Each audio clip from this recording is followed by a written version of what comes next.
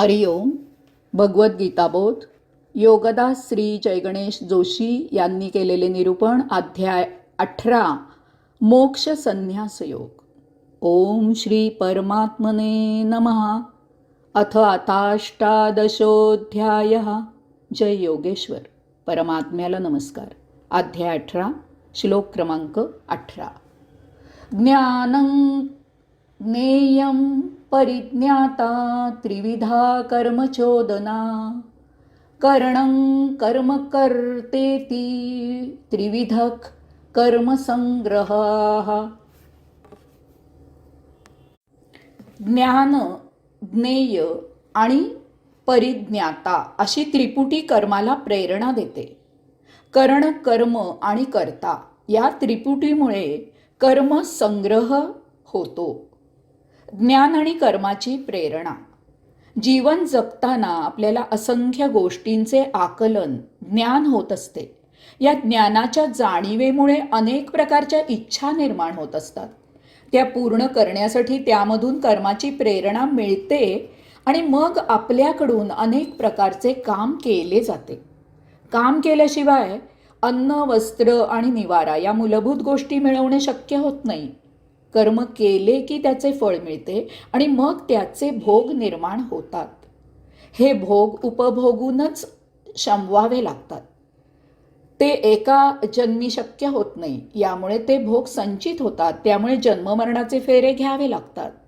भगवंत श्री येथे कर्म करण्याची इच्छा कशी होते, कर्म कशामुळे केले जाते, त्यामुळे भोग निर्माण होऊन कर्मसंग्रह कसा होतो या सर्वाचे मूलभूत कारण सांगत आहेत. अर्जुनाने संन्यास आणि त्याग याचे तत्व जाणून घ्यायची इच्छा प्रदर्शित केली आहे. त्या अनुषंगाने हे सांगणे होत आहे. ज्ञानयोग संन्यास आणि कर्मयोग त्याग यामधील भेदाचे रहस्य सांगताना भगवंत श्री भोगांचा संचय कशामुळे होतो ते स्पष्ट करत आहेत. यासाठी ज्ञान आणि कर्म याची त्रिपुटी समजावून देत आहेत. ज्ञानं ज्ञेयं परिज्ञाता त्रिविधा कर्मचोदना. ज्ञान, ज्ञेय, परिज्ञाता.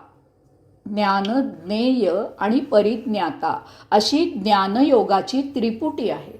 ज्ञान गरज म्हणून, प्रवृत्ती म्हणून किंवा अशाच काही कारणांनी आपल्याला ज्ञान होत असते. उदाहरणार्थ भूक लागते आणि आपल्याला ज्ञान होते की अन्न खाल्ले की भूक भागते. आपल्याला पिशवी पाहिजे असते. आपल्याला ज्ञान होते की बाजारात पैसे देऊन पिशवी विकत मिळते. ज्ञेय ज्यामुळे आपली गरज पूर्ण होते त्याला ज्ञेय असे म्हणतात. वरील उदाहरणात अन्न, पिशवी या ज्ञेय वस्तू आहेत. याचा अर्थ ज्याचे ज्ञान होते त्याला ज्ञेय असे म्हणतात. पिशवीच्या उदाहरणात पिशवी विकत मिळते हे जर ज्ञान असेल तर ते विकत घेणे ज्यामुळे शक्य होते तो पैसा ज्ञेय होईल. परिज्ञाता ज्याला ज्ञान होते तो ज्ञाता असतो. याचा ज्ञेयी असेही म्हणतात. याला ज्ञेयी असेही म्हणतात. अन्न खाल्ल्याने भूक भागते हे ज्ञान ज्याला झाले तो ज्ञाता किंवा ज्ञेयी असतो. पिशवी बाजारात विकत मिळते हे ज्ञान ज्याला झाले तो ज्ञाता किंवा ज्ञेयी झाला. येथे भगवंत श्रींनी परिज्ञाता असा शब्द वापरलेला आहे. हा शब्द ज्ञाता किंवा ज्ञेयी यापेक्षा जरा विस्तृत आहे. ज्ञान सर्व बाजूने चोहीकडून मिळवावे, ज्ञान परिपूर्ण मिळवावे असे ज्ञान जरी सर्व बाजूने आणि परिपूर्ण मिळाले तरीही ते ज्ञान होणारा एकच असतो. तो सर्व ज्ञान ग्रहण करतो आणि ते आपल्या कुवतीप्रमाणे समृद्ध करतो. ऐकणे, पाहणे, चव घेणे, वास घेणे, स्पर्श ज्ञान होणे अशा 5 बाजूचे ज्ञान एकाच ठिकाणी एकत्र करून समृद्ध केले जाते. असे समृद्ध ज्ञान मिळवणाऱ्याला येथे भगवंत श्री परिज्ञाता असे म्हणत आहेत. ज्ञान मिळवणाऱ्याकडून भगवंत श्रींना हीच अपेक्षा असावी. एवढ्यासाठीच त्यांनी येथे ज्ञाता यामध्ये परी असा शब्द जोडलेला आहे. अशा प्रकारे ज्ञान, ज्ञेय आणि परिज्ञाता अशी त्रिपुटी असते. ही त्रिपुटी एकत्र आल्याशिवाय ज्ञान पूर्णत्वास जात नाही. यापैकी एकाची जरी कमतरता असेल तर ज्ञान होणार नाही. कर्मचोदना, ज्ञान पूर्णत्वास गेले याचा अर्थ कर्म झाले असे नाही.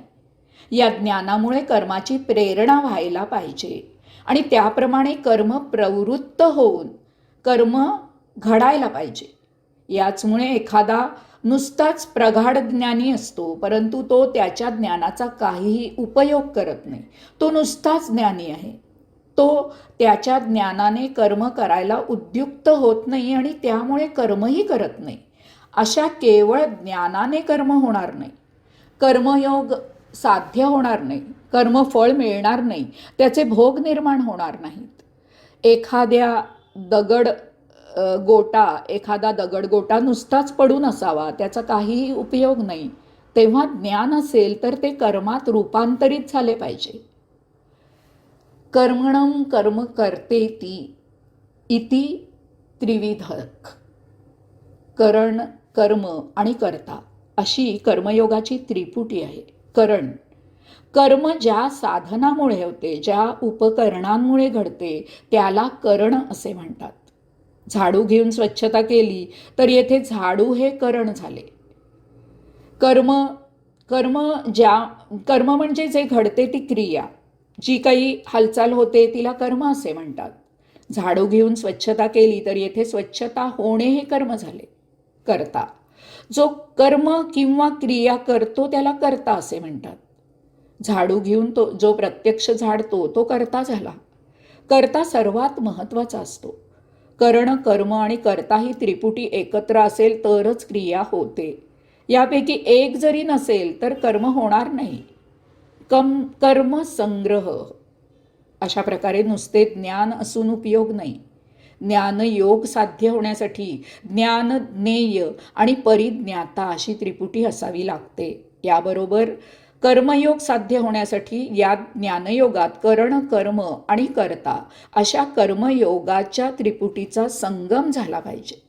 तर कर्मसंग्रह होतो. कर्मसंग्रह होतो याचा अर्थ भोग निर्माण झाले इतकाच आहे. हे भोग संचित झाले असा होत नाही. येथे जर कर्म निष्काम भावनेने झाले तर या कर्मसंग्रहाचे भोग संचित होत नाही. ते निर्माण होतात आणि तिथेच विरून जातात. येथे असा कर्मसंग्रह बंधनात अडकवत नाही. नुसत्या ज्ञानाने कर्म होत नाही आणि नुसत्या कर्माने त्याचा संग्रह होत नाही. भोग निर्माण होत नाहीत. परंतु जर अहंभावाने ज्ञान प्राप्त होऊन त्या अहंकारात कर्म झाले तर त्याचे भोग निर्माण होतात. भगवंत श्रींना सांगायचे आहे की ज्ञानयोग किंवा कर्मयोग या दोन्हीही ठिकाणी मीचा अहंकार, अहमन्यता हा भोग निर्माण करून बंधनात टाकणारा आहे. मग हे असे कृत्य काये, वाचे किंवा मने असे कसेही झालेले असो, ज्ञानयोग देहादी इंद्रिय जीवात्म्याला जोडतो. कर्मयोग जीवात्म्याला सृष्टीशी जोडतो. त्यामुळे जीवात्म्याच्या प्रेरणेने कर्मयोग झाला तर कर्म संग्रह होत नाही, भोग निर्माण होत नाहीत. जीवात्म्याकडून या सुंदर सृष्टीचा केवळ उपभोग घेतला जातो. येथे कैवल्यानंद असतो, कारण येथे सृष्टीचा उपभोग साक्षी राहून घेतला जातो. परंतु जर ज्ञानयोगात अहंकार निर्माण झाला तर देहादी इंद्रिय जीवात्म्यात तदाकार होत नाही. त्यामुळे जीवात्म्याऐवजी देहादी इंद्रिय सृष्टीत तदाकार होतात. यामुळे जे ज्ञान मला झाले आहे आणि त्या भावनेने त्या मीकडून कर्म होते असे कर्म भोग निर्माण करते. असे कर्म बंधनात अडकवते. साक्षीत्व. तर तस्मात ज्ञानयोग किंवा कर्मयोग यात साक्षी राहावे, त्याचा केवळ आस्वाद घ्यावा.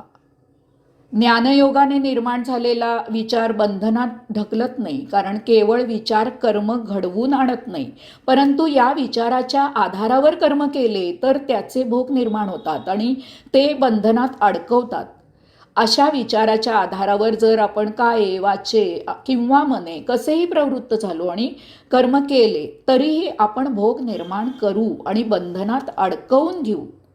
एखादी यासाठी ज्ञानयोगात विचार आला की त्याला तेथेच समाप्त करा, विचार वाढवू नका. हे भोग वृक्षाचे बीज आहे. बीज नष्ट करणे सोपे असते. ज्ञानयोगाच्या प्रेरणेने कर्मयोग घडू द्या. तुम्ही स्वतःला त्यात सामील करून घेऊ नका. केवळ साक्षी राहा. पुराण काळातील गोष्ट आहे.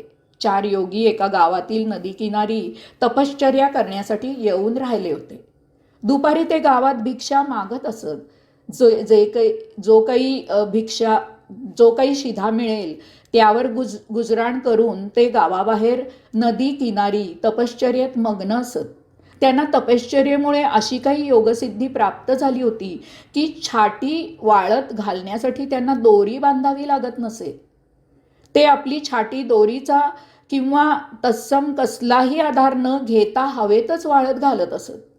एके दिवशी उशककाली त्यांनी नेहमीप्रमाणे स्नानादिक अन्निके उरकली, आपापली छाटी हवेत वाळत घातली. नंतर ते नदीकिनारी ध्यानाला बसण्यासाठी आसन घालू लागले. आसन घालताना त्यांना आकाशातून एक बहिरी ससाणा एका पक्षाला आपल्या चोचीत घेऊन जाताना दिसला. तो पक्षी अगदी दीनवाणा होऊन मला सोड, मला सोड, मला मारून खाऊ नको, मला सोड असे ओरडत होता. त्या पक्षाचा तो केविलवाणा झालेला चेहरा आणि व्याकुळ होऊन आर्त स्वरात जीव वाचवण्यासाठी केलेली विनवणी त्यांनी ऐकली. सकाळचे प्रहरी असे काही पाहायला आणि ऐकायला मिळाल्यामुळे ते योगी त्या बहिरी ससाण्याकडे आणि त्या पक्षाकडे पाहू लागले. पहिल्या योग्याला त्या पक्षाची दया आली. त्याने त्या बहिरी ससाण्याला उद्देशून म्हटले, अरे ससाण्या, त्या पक्षावर दया कर, त्याला सोड. त्याबरोबर त्या पहिल्या योग्याची हवेत वाळत घातलेली छाटी खाली पडली. याचा अर्थ त्याची योगसिद्धी नष्ट झाली होती.